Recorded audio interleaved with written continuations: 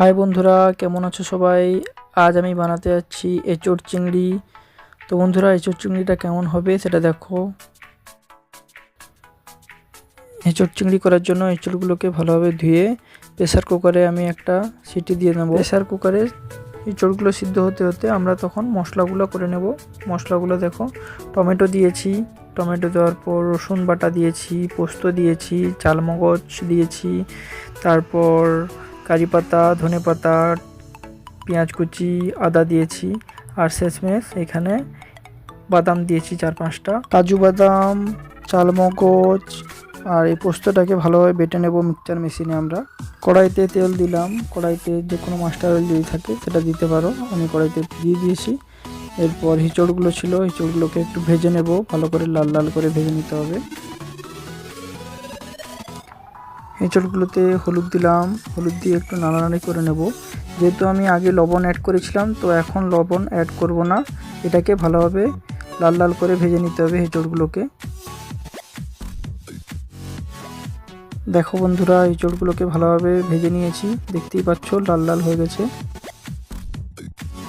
আমার রান্নার জন্য মশলা কষার জন্য আমি দিয়ে দিয়েছি সাদা তেল, 5 ফোড়ন, 2টো কাঁচা লঙ্কা, তারপর পেঁয়াজ অ্যাড করলাম, পেঁয়াজটার পরে কারি পাতা অ্যাড করলাম। এটাকে ভালোভাবে কষাতে থাকবো, যতক্ষণ না পেঁয়াজগুলো লাল হয় ততক্ষণ কষাতেই থাকবো।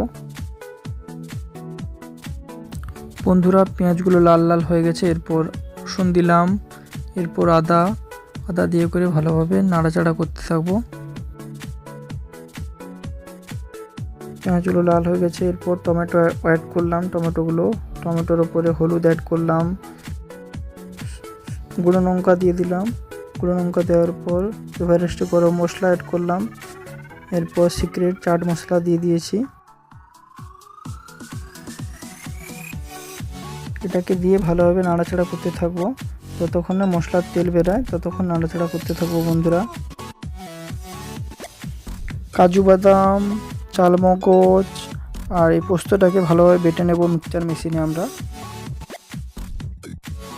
এটাকে দিয়ে ভালোভাবে নাড়াচাড়া করতে থাকবো, যতক্ষণ না মশলার তেল বেরোয় ততক্ষণ নাড়াচাড়া করতে থাকবো। বন্ধুরা, এরপর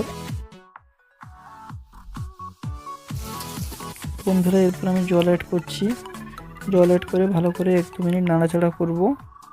এরপর আমি এঁচোড়টা যে ছিল সিদ্ধ করা, ওটা আমি অ্যাড করব মশলার, এরপর দিয়ে করে ভালোভাবে নাড়াচাড়া করতে হবে। কালারটা কেমন এসছে দেখো বন্ধুরা, এটাকে ভালোভাবে নাড়াচাড়া করে আবার 2-3 মিনিটের জন্য আমি স্টিম করতে দেবো এটা। বন্ধুরা, এরপর আমি চিংড়ি মাছটাকে অ্যাড করব। দেখুন কেমন লাগছে, চিংড়ি মাছটাকে অ্যাড করে এটাকে আবার 2-3 মিনিটের জন্য নাড়াচাড়া করব।